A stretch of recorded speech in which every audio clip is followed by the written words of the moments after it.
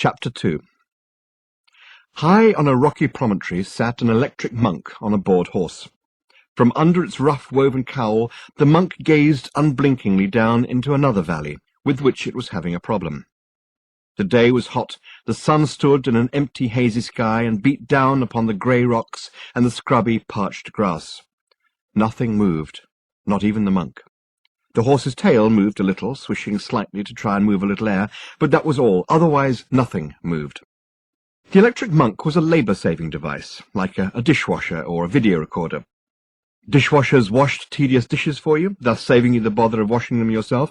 Video recorders watched tedious television for you, thus saving you the bother of looking at it yourself. Electric monks believed things for you, thus saving you what was becoming an increasingly onerous task, that of believing all the things the world expected you to believe. Unfortunately, this electric monk had developed a fault, and had started to believe all kinds of things more or less at random. It was even beginning to believe things that have difficulty believing in Salt Lake City.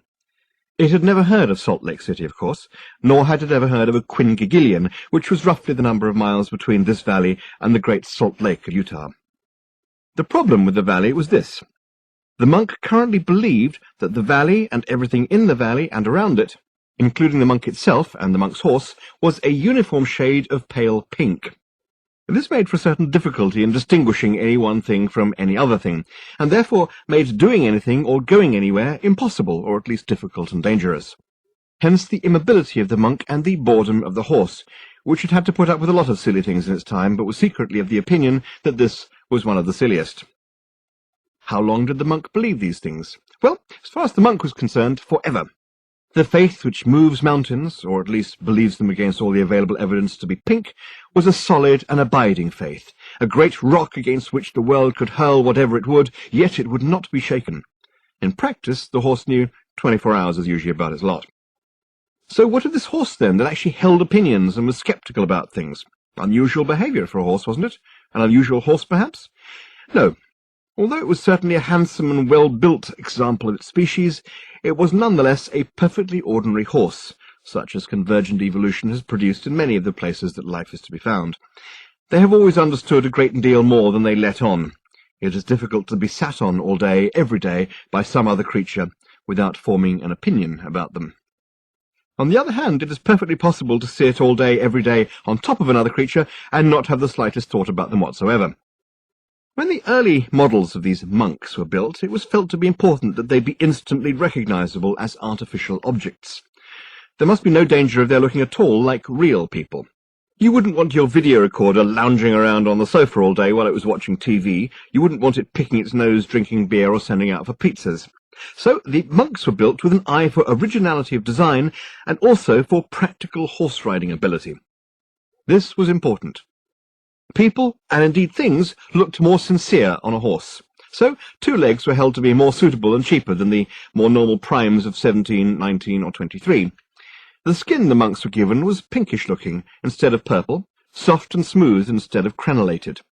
They were also restricted to just the one mouth and nose, but were given instead an additional eye, making for a grand total of 2. Strange-looking creature indeed, but truly excellent at believing the most preposterous things. This monk had first gone wrong when it was simply given too much to believe in one day. It was, by mistake, cross-connected to a video recorder that was watching 11 TV channels simultaneously, and this caused it to blow a bank of illogic circuits. The video recorder only had to watch them, of course. It didn't have to believe them all as well.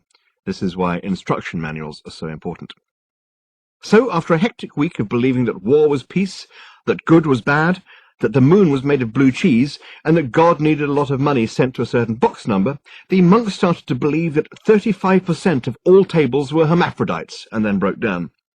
The man from the monk shop said that it needed a whole new motherboard, but then pointed out that the new improved Monk Plus models were twice as powerful, had an entirely new multitasking negative capability feature that allowed them to hold up to 16 entirely different and contradictory ideas in memory simultaneously without generating any irritating system errors, were twice as fast and at least 3 times as glib, and you could have a whole new one for less than the cost of replacing the motherboard of the old model.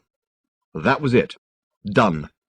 The faulty monk was turned out into the desert where it could believe what it liked, including the idea that it had been hard done by. It was allowed to keep its horse because horses were so cheap to make.